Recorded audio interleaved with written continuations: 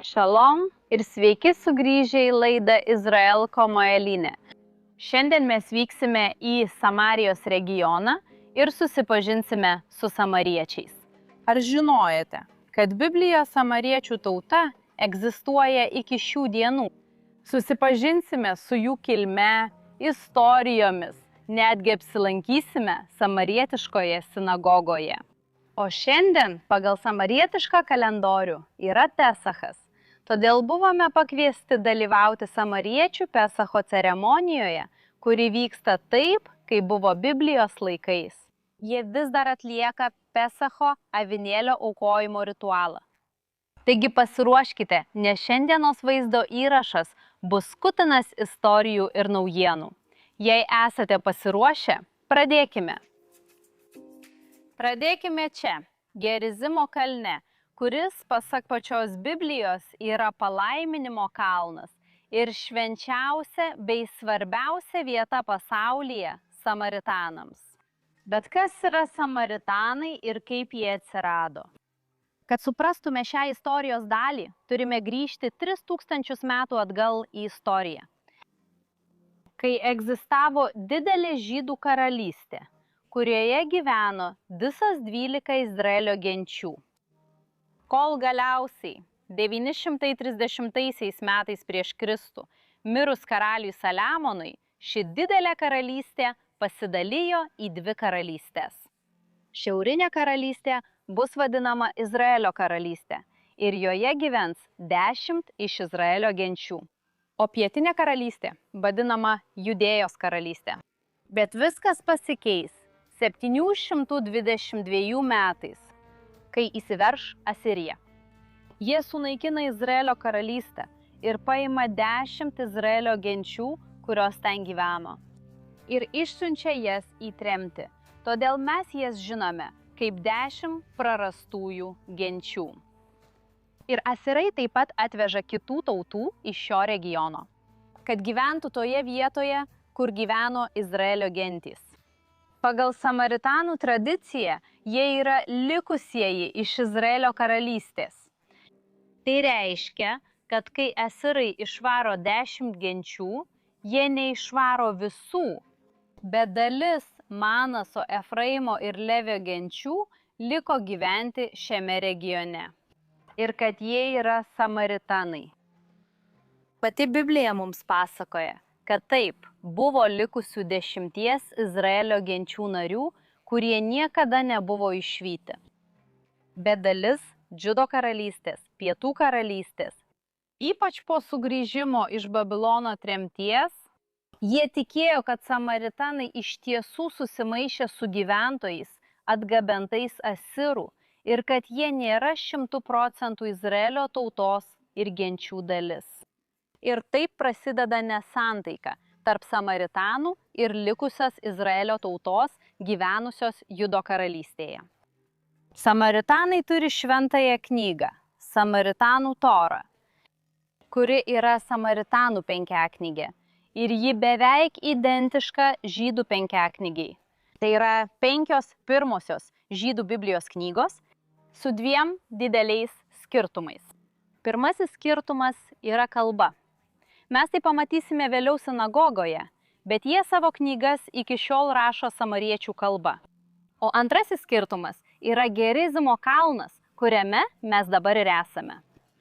Biblija tiek žydų, krikščionių, tiek samarietiška visi sutinka, kad kai Izraelio tauta įžengė į pažadėtąją žemę kartu su Jozue, tai yra palaiminimo kalnas. O kad Ebalio kalnas, kuris yra tiesiai prieš mus, yra prakeikimo kalnas. Tačiau, pasak samaritanų, šis kalnas yra kur kas daugiau nei tai.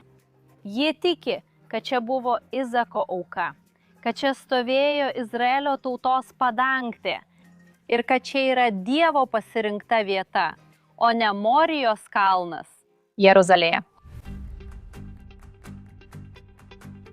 Ir dėl šios vietos šventumo samaritanams, jie čia 5 amžiuje, tai yra Persijos laikais Izraelyje, pastato būtent čia didžiulį šventyklą. Jis buvo 20 metrų ilgio ir 21 metro pločio, o archeologinių kasinėjimų metu, kai buvo rasta ši vieta, paaiškėjo, kad ji atitinka biblinį žydų šventyklos aprašymą. Pavyzdžiui, akmenys yra sudėti akmuo ant akmens, be jokio cemento tarp akmenų, be jokio sandariklio. Taip pat, kai buvo pastatyta ir Jeruzalės šventykla. Ir ši milžiniška samarietiška šventykla, jos sienos buvo 8 metrų aukščio, o vidinė dalis neturėjo jokių kambarių ar erdvių padalijimų, kaip ir pačioje Jeruzalės šventykloje. Vidinė erdvė buvo didelė, o padalijimas buvo daromas paroche, užuolaida. Todėl ir čia matome šią erdvę be jokių padalijimų, kai tai buvo samarietiška šventykla. O ši samarietiška šventykla helenistiniu laikotarpiu taps dar didesnė. Tai yra maždaug prieš 2200 metų jie išplečia šią vietą ir visa ši išorinė teritorija yra dalis to samarietiško išplėtimo helenistinio laikotarpio. Dėže samarietiška šventykla bus sunaikinta, tačiau ši vieta jiems išlieka šventa iki šių dienų. Bizantijos laikotarpį čia taip pat buvo pastatyta aštuonkampė bažnyčia, kurią dabar matome. Jie atrodo kaip šis apvalus pastatas centre. Ši vieta, kurią matome, taip pat yra šventa samariečiams, nes pasak jų, čia Jozuė pastatė aukurą iš 12 akmenų. Žinome, kad jis atėjo į Gerizimo kalną su Izraelio tauta. Ir pagal samariečių tradiciją, tai yra tiksli vieta, kur jis pastatė šį aukurą.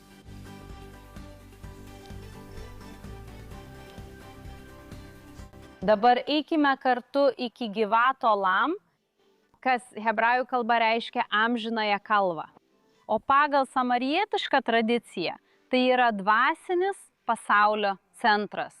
Aš žinau, kad kartais atrodo neįtikėtina, jog ši vieta šiandien tokia paprasta, bet samariečių tautai tai yra dvasinis pasaulio centras.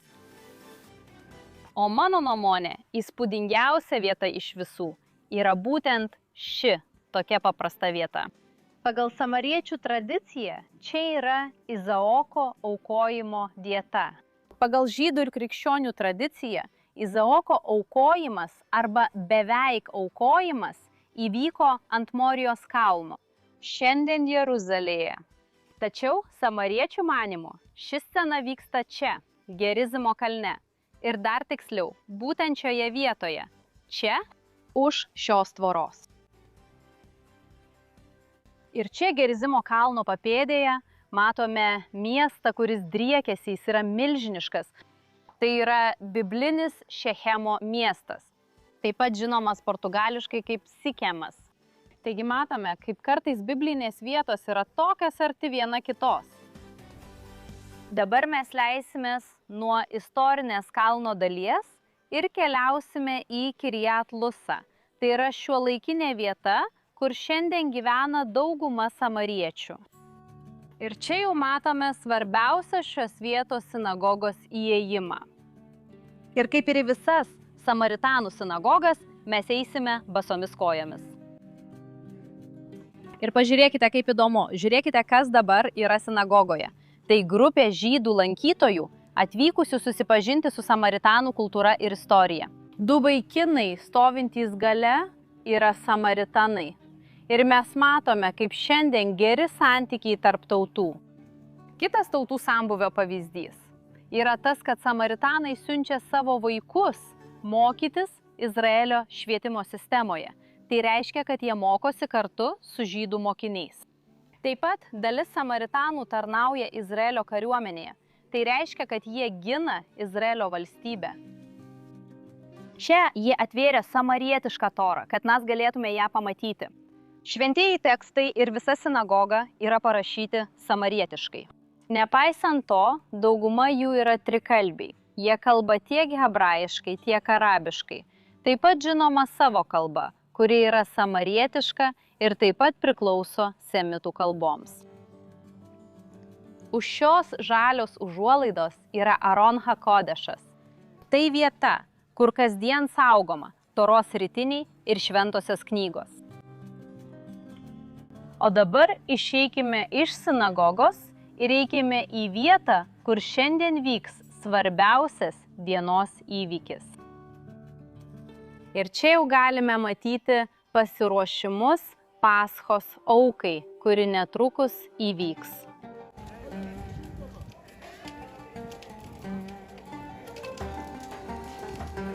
Kaip matote už manęs, jau užkūrė ugnį ir čia tikrai yra nemažas šurmulys. Žmonės ateina, renkasi, ruošiasi, nes netrukus prasidės pats aukojimas. Leiskite jums parodyti, kas yra čia, kitoje pusėje. Jei tie ten esantys duobės yra skirtos sudėti gyvūnus, kad jie būtų iškepti ir mes galėtume juos vėliau valgyti, tai čia yra vieta, kur sudeginamos liekanos. Mes žinome, kad nieko negalima laikyti iš vienos dienos į kitą. Todėl viskas, kas šiandien nesuvalgoma ir tos dalys, kurių negalima valgyti, bus sudeginamos čia. O pagrindinė dalis, tai yra pats aukojimas, vyksta čia apačioje, šiose grevėse. Ir šiandien iš viso bus paaukota 60 ėriukų. Iš tiesų tai bus didžiulė ceremonija ir žmonės iš visos Izraelio atvyksta čia dalyvauti ir stebėti.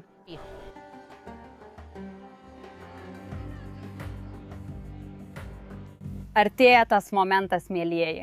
Jau galime matyti atvykstančius gyvūnus. Iš viso, kaip jau minėjome, bus paaukota 60 ėriukų. Ir samariečių bendruomenė, kaip matote ir iš oro vaizdų, visi jie apsirengę baltai, išskyrus kai kuriuos kunigus, kurie vilki skirtingų spalvų drabužiais. Ir samariečių kunigai taip pat yra Aarono palikuonys.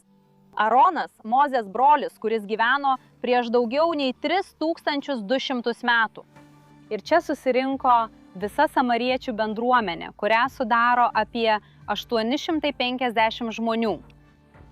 Bet kaip tai įmanoma, jei bibliniais laikais manoma, kad jų buvo apie 1 milijoną žmonių? Dėžė musulmonų laikotarpiu, ypač Osmanų imperijos laikais, jie buvo išžudyti to meto valdžios. Ir jų liks tik 100 žmonių. Osmanų laikotarpio pabaigoje samaritiečių buvo likę tik 100. Nuo tada bendruomenė vėl pradėjo augti ir Izraelio valstybės laikotarpiu ji išaugo gana stipriai. Todėl mes iš tikrųjų matome samaritiečių bendruomenės atgimimą. Dauguma šiuolaikinių samaritiečių gyvena 2 miestuose. Viena yra čia, Gerizimo kalne, o kita Holone, netoli Tel Avivo.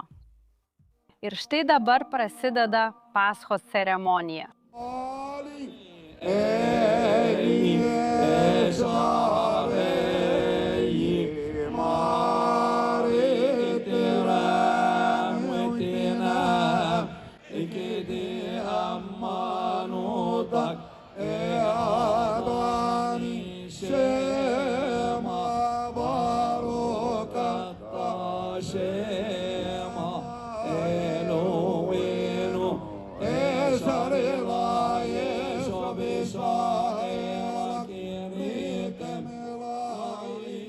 Dabar atėjo aukojimo metas.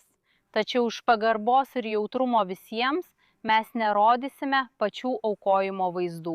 Tačiau po akimirkos pamatysite žmones švenčiančius po aukojimo.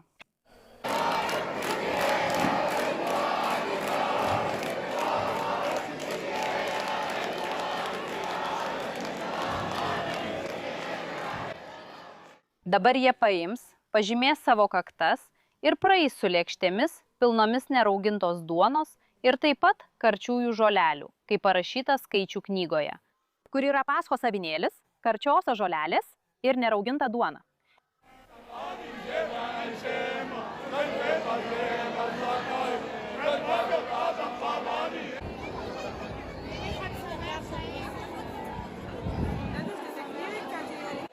Čia už nugaros dabar galime matyti degančią ugnį, nes jie pradės valyti avinėlius. Odos, viskas ko nevalgys, bus dedama ant šios ugnies ir deginama. O mėsa bus nunešta prie duobių, kurį keps kelias valandas. Vidurnaktį samaritanų bendruomenė sugrįš į šią vietą, pasiimti mėsos, kad galėtų ją nusinešti ir valgyti savo namuose. Ir viskas, kas nebus suvalgyta, turi būti sudeginta. Taigi, jei namuose liko maisto, jie jį atneš čia atgal, kad sudegintų tame pačiame lauže, nes pagal biblinę tradiciją viskas turi būti arba sudeginta, arba suvalgyta. Tikiuosi, jums patiko sužinoti šiek tiek daugiau apie samarietišką tradiciją čia, tiesiai iš Samarijos. Nepamirškite užsiprenumeruoti kanalo, kad pamatytumėte daugiau vaizdo įrašų tiesiai iš šios tokios ypatingos vietos. Bučkis, šalom ir iki kito karto.